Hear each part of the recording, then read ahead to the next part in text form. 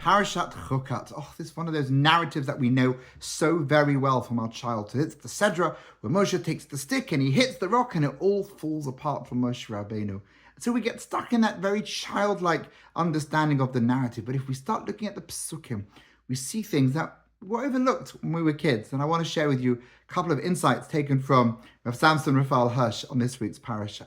He draws our attention to the opening of the chapter. Vayavo b'nei Israel kol ha'edam midbar Tzin. They all came to the Tzin desert, b'chodesh harishon, in the first month.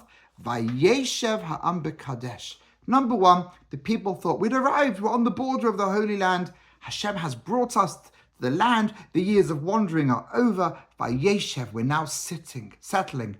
We're now dwelling. We're not just temporarily setting up our tents, but Vayeshev, this is a permanent place. We've got resources, everything is good.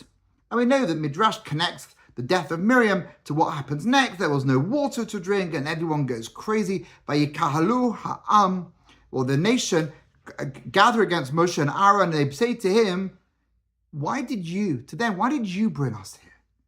Now we've had that before. When we came out of Mitzrayim, they again accused Moshe and Aaron, you brought us out of Egypt. No, Hashem, we saw God. He was back in Egypt. We saw the plagues. We know Hashem was manifest in Mitzrayim. But you brought us to this desert. There's no food. There's no water.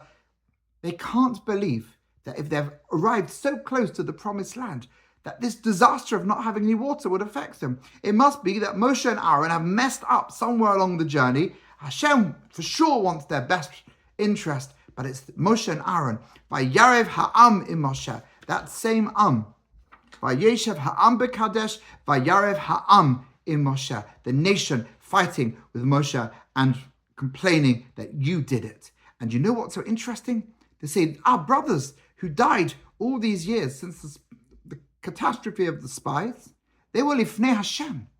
Only we would have died like our brothers died, lifnei Hashem. That was what Hashem wanted, but you have corrupted our lives. You've ruined our lives. God doesn't want this. You have done it. Why did you bring the nation to die? Even just for our animals, how can you be so cruel to torture helpless creatures? They're also dying of thirst. So Hashem says, take your stick.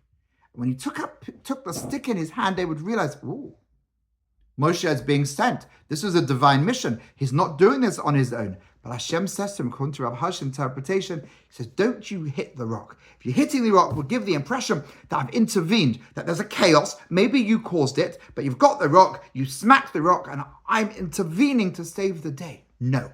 You go and speak to the rock. V'natan meimav. The water's there. It's not that, God forbid, Moshe and Aaron made a mistake and brought the nation to this horrible place. Hashem brought you to the place. And you know what? The solution to your problem is already there. The rock will give the water that it wants to give, but you have to be brought here. What a deep, profound understanding of the story.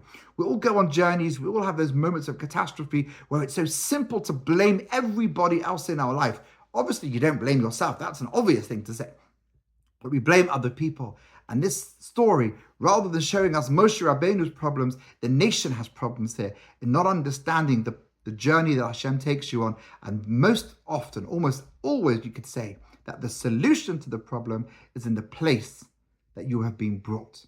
So it's never a calamity. Just speak to the rock and it will give its water. Whatever that rock, whatever that water means to you in that moment. Shabbat Shalom.